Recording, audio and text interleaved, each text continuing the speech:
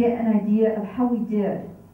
Did our engagement strategy work? Because the nice thing about all this technology is it's very flexible. So say we put up a lecture the first week, and 90% show up, and 50% do the homework.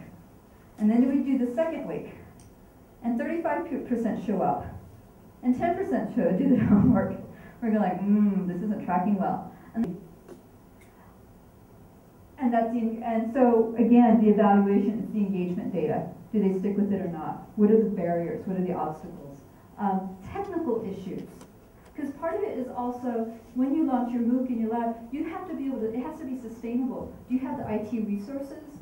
Did you find it challenging because the IT person that you needed didn't quite have the right skill set?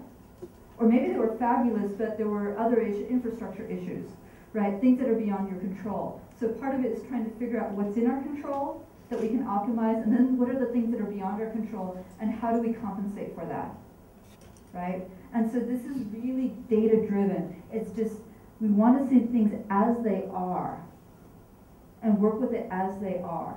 And say, okay, we thought we could do this in the computer lab, but guess what? Half the computers are out of date. Surveyed, and then whatever other data that we might get, we're going to look at all of that. And based on that, have a more realistic plan on what we can implement in year 3. Am I doing okay, Wanjiku? Do you want to jump in and say anything? At the end. Okay. I think we have to determine what is this MOOC, or what prototype are we going to come up with at each of our labs. And then once we do that, we're going to pilot it so that we can learn. Because the whole idea of what we're doing now is to allow us to scale whatever platforms we come up with over then after the, from our year 3, which starts in September 2014.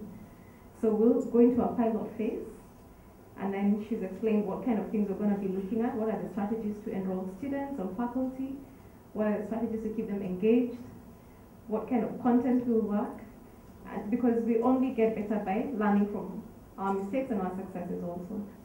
When we talk about MOOCs, one of the things that that Tom and Fanny and Mark and June and I, the collective team at Stanford, we've been talking, being more expansive about MOOCs.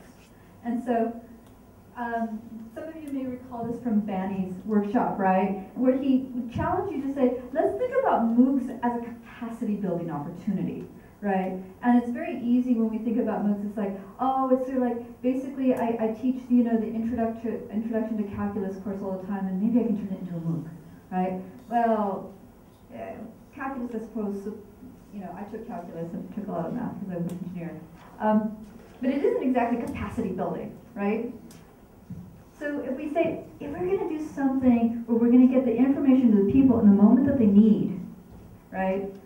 How could we think about this more expansively, right? What's the motivation that people would have about doing this? Well, let's face it, everyone wants to make a living, right? Everyone wants to provide for their family and take care of their children. When you look about the hierarchy of what drives people, parents, mothers, they want to do the absolute best for their children, and so that's going to drive them. Young people want to start off in their career. They want to have some independence. They want to have money. So when we think about education, can you earn as you learn? Can we turn the knowledge that we have into bite-sized bits? How do we get rural entrepreneurs to provide high-quality education? And what are the business models around that? And then the other issue is governance. In year 1, Professor Jim Fishkin from Stanford has been working with all the labs around deliberative polling and how to really listen to what the citizens want, to what the community wants, right? So how could we use education in that way? And so here are just some ideas that I just want you to think about, meditate on over the next 2 days. And then in different reflection sessions and discussions, we can bring them up if you want.